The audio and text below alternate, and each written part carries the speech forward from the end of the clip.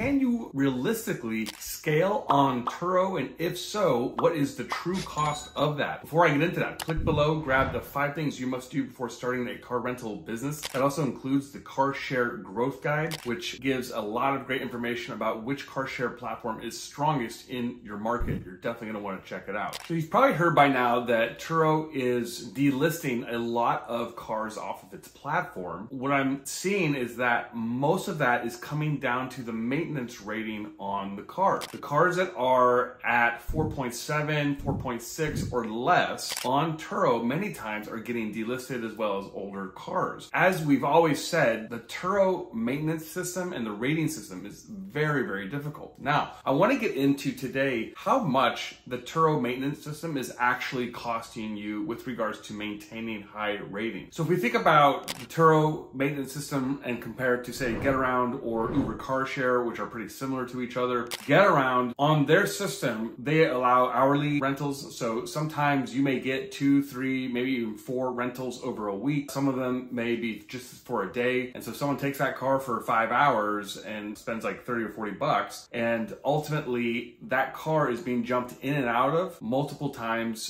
throughout the weekend sometimes. And so really they always recommend that you check in on the car once a week and clean it up and make sure it's tidy from there. Now, with the TURO system, you have to clean that car every single time someone gets in it for a rental. And typically you may have 1 or 2 rentals a week. On TURO, hopefully you get a longer term rental. Now, that said, let's take a look at some of the numbers on how this breaks down. So I can tell you, just as someone who runs a team of operators, also I have spoken with many of my clients who are scaled operators. Typically speaking, with 1 full-time operator and maintenance guy or cleaning person, you can handle about 50 cars. So I would say 1 maintenance guy, that's 8 cars a day, 6 days a week. They can pretty much clean about 50 cars a month, no problem, full time. So if you're paying that guy, let's say $36,000 a year, $3,000 a month. So that's a full-time cleaner who can clean 50 cars. And these are people that I know who have been operators on GetAround, etc. So if they are cleaning 8 cars a day, 6 days a week, that requires 1 cleaning touch a day for the week per car. So this is operating under the assumption that we are on the GetAround or Uber Car Share maintenance system, not as tough of a rating system, and each car can be cleaned once a week without major complaints from customers. In that system, that would be 200 cleaning touches a month for 50 cars. So that's $15 per cleaning touch. Also, I want to point out is that car washes are also an element for the rental game. So with a GetAround car or an Uber Car Share car, you really only need to wash the car once a month. In the TURO system, you have to wash that car almost every time. So let's say you get a $15 car wash times 50 cars, that's $750 a month just for car washes. So altogether, we're looking at $3,750 under the GetAround and Uber Car Share system just for maintenance costs, so keeping those cars clean per month for 50 cars. Now in the TURO system, you have to touch that car and clean that car every single time. So let's say you have 2 rentals a week for 3 or 4 days each. That's 8 cleaning touches a month per car. Therefore, that's 400 cleaning touches a month per 50 car fleet. In that scenario, you would need 2 full-time cleaners. Therefore, that's $6,000 a month, given that they're each being paid $36,000 a year. Also, don't forget the car washes. 2 trips a week, that's 2 washes a week. That's $120 a month per 50 cars. That's $6,000 a month for a 50 car fleet. Altogether, that comes in at $12,000 a month, a whopping big difference. Now, you may say, well, I don't need to wash every single car every single time. I would beg to differ in that the maintenance system on TURO has gotten so tough that if they're delisting cars under 4.7, 4.8 ratings on their platform, or if it's even just an older car, I mean, you really have to cross your T's and dot your I's these days on TURO to even realistically stay on their platform. So let's look at the overall revenue numbers and margins of this scenario. A 50 car fleet should gross around $55,000 in a month. So using the maintenance system for GetAround or Uber Car Share, that would be a 93% margin. On TURO, that would be a 78% margin. Now, that said, when you add this up to a yearly aggregate for a 50 car fleet, that is a $99,000 difference between the 2 maintenance systems throughout the year. So obviously that is a big difference. Now, I know some some of you are going to say, oh, we just wipe it down. We just, do this. We don't go to all those lengths and troubles and all that, blah, blah, blah. Look, I get that some of you have shortcuts, ways to get around that. I'm using these numbers as a figure of illustration. That said, this is only a 50-car fleet. Think if you had a 500-car fleet. Think if you had a 1,000-car fleet. These are big numbers when it comes to the maintenance system differences in terms of keeping these cars in top condition so that you can get good ratings on these platforms. On GetAround and Uber Car Share, the rating system is not nearly as punitive